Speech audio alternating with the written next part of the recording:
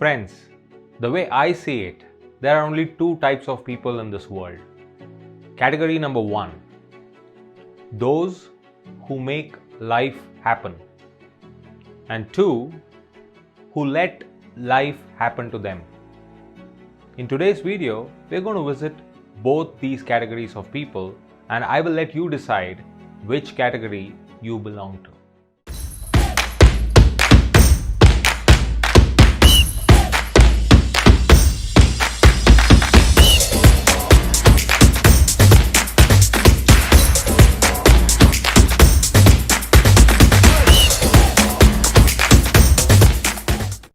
Hello everyone, I am CSK, your personal coach, and you're watching me on my channel, CSK Speaks.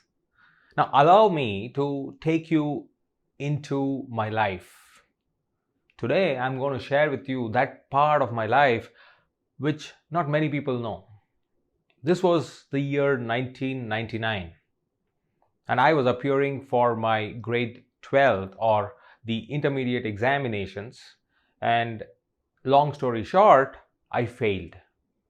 I failed in my plus 2 exams. And when I failed, all hell broke loose. You can imagine a boy who's raised in a middle class family where education is the only investment, only expense, and only hope for the family, and could not make it. I failed, and with that went out of the window the hopes, the aspirations, and the dreams of my parents. That 1 year was living hell. But I'm not going to take you there, but I'm going to tell you what exactly I went through and how my life turned around.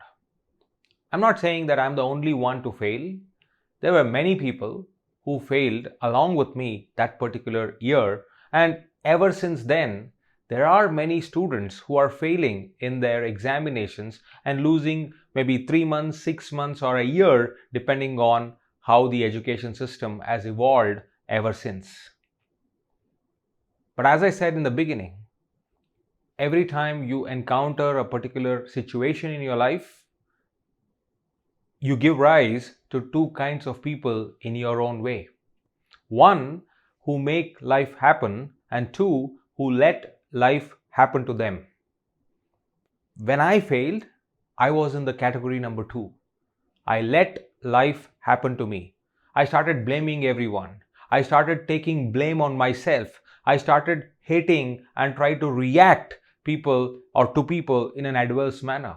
Never used to behave well, always used to get angry, always used to avoid people, and I hated to be among people because it was kind of a shameful thing, because I felt as a guilt that people are around me only to make fun of me, to blame me, and to pinpoint at me and tell me that I am not good enough. So I let life happen to me.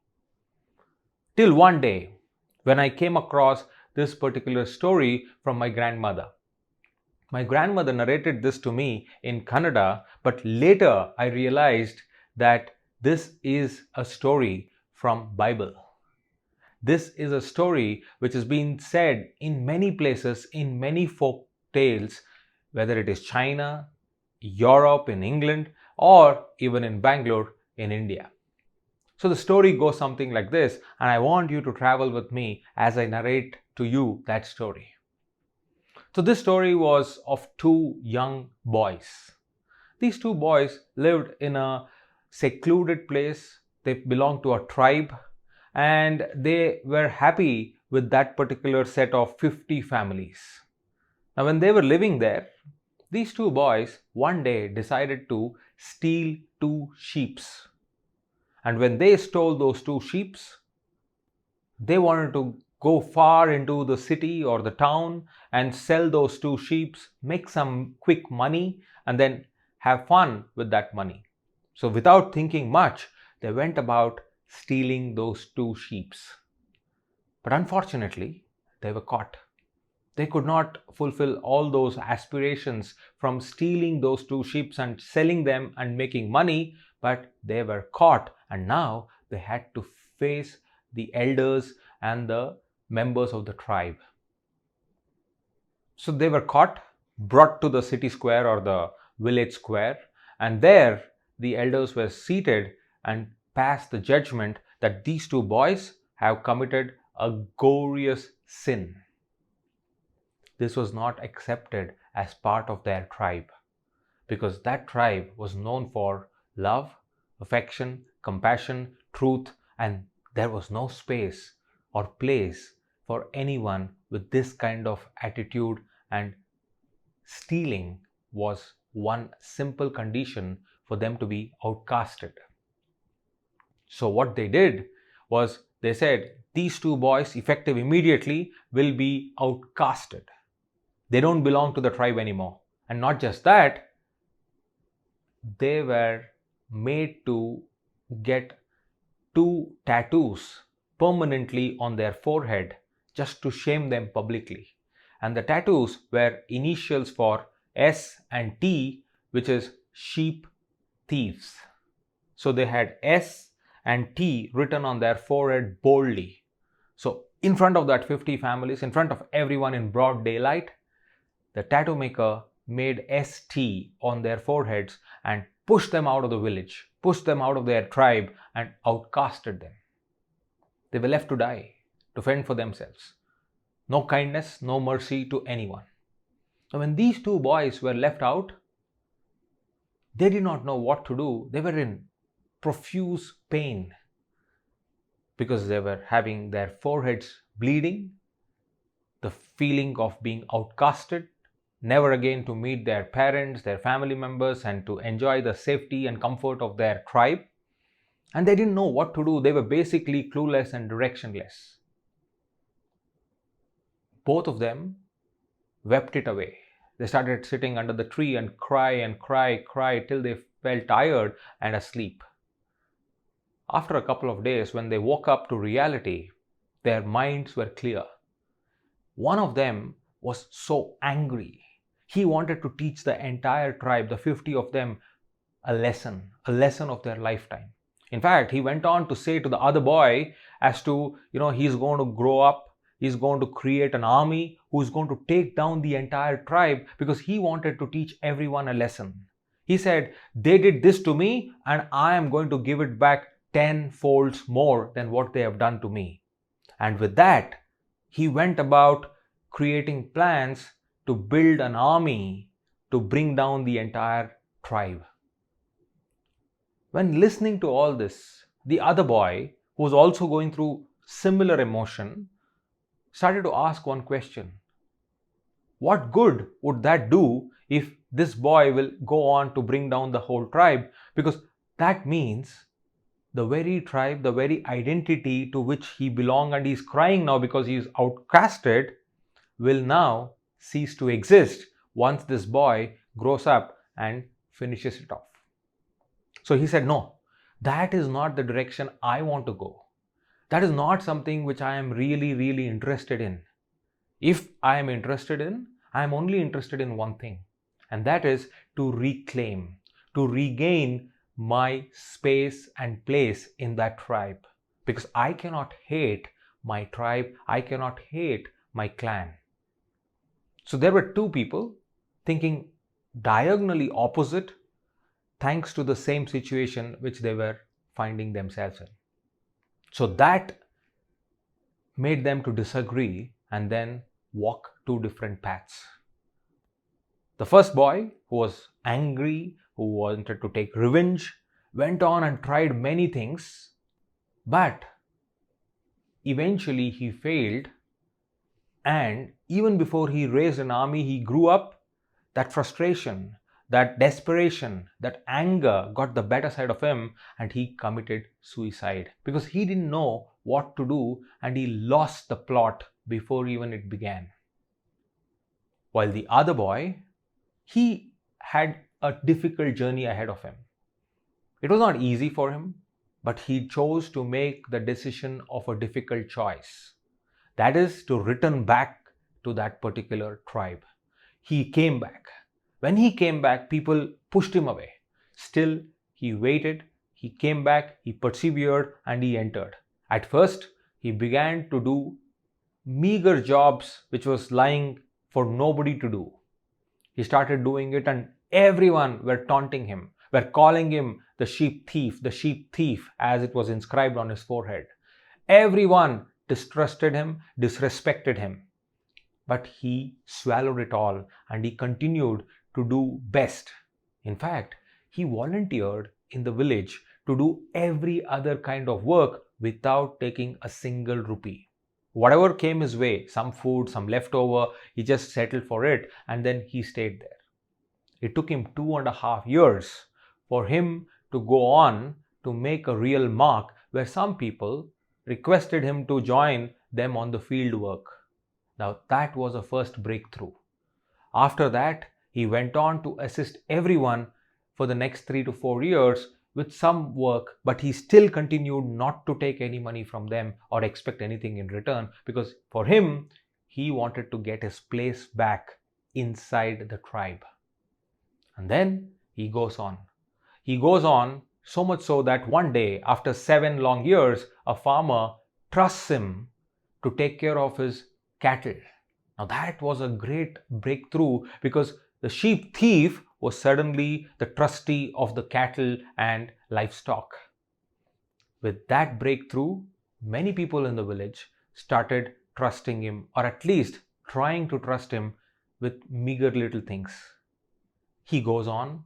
Now several decades later, 10 to 20 years later, this man has become one of the most sought after person of that particular tribe, because as you know, after 25-30 long years, those seniors and the villagers have passed away, and it has given birth to the next generation, and the next generation have only seen him to be a caring, an affectionate, and a very, very important person of the community. So everybody starts liking him, everybody starts loving his company. Now till then, even after 3 decades, this boy who grew up to become a man now continues to do free service, volunteer to work, and help people in his tribe, because his single-minded mission was to serve the tribe to which he belonged, and the tribe to which he did something wrong, maybe because of youthful exuberance, and today he wants to regain and get back his rightful position. After 30-35 years, now everybody in the tribe has also grown from 50 families to now maybe 200-300 families, and everybody believes in him, everybody trusts him, everybody respects him, and now he's suddenly back in the whole tribe. Several years later, he has grown old. Now he's all having a wrinkled face, but those 2 letters S and T are still there on his forehead. But now it hardly matters to anyone. Because many of the younger generations do not even know what those 2 letters ST mean, and there's nobody to give an answer, and even if there are a few people alive, they don't really want to tell the story behind S and T, because this man over 30-40 years has proved to be an asset, to be somebody beyond what that simple small little story could define him. He has become a verb for service. He has become a verb for truthfulness. He has become a verb for being a part of the community and protecting the community.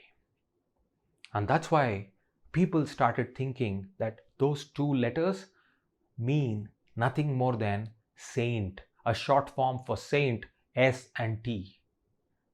Now life for him has come a full circle, because that very tribe who named him the sheep thief is now accepting him as a saint. But it took him 35-40 long years. So friends, when I heard this story by my grandmother, I got a renewed inspiration, a motivation to relive or kind of recreate my life. Because there I found myself blaming people till I heard the story. But once I heard the story, I understood that there are 2 categories of people, like you saw in the story. One who actually says, let life happen to me and I'm going to flow. And 2 will say that, no, I'm going to make life happen, like this particular man who goes on to become a saint in the very tribe who outcasted him. That's when I said, I'm going to take life into my hands. I'm going to do whatever best I can to make myself proud, my family proud, and all those people who I felt I have let them down, I want to make them proud. Now, I don't know whether I have succeeded fully because it still may need more time, like that man's story of 30, 40 years, but at least 20 years down the line, halfway mark, I feel that I am headed in the right direction. Now, why am I sharing this particular story with you is for one reason.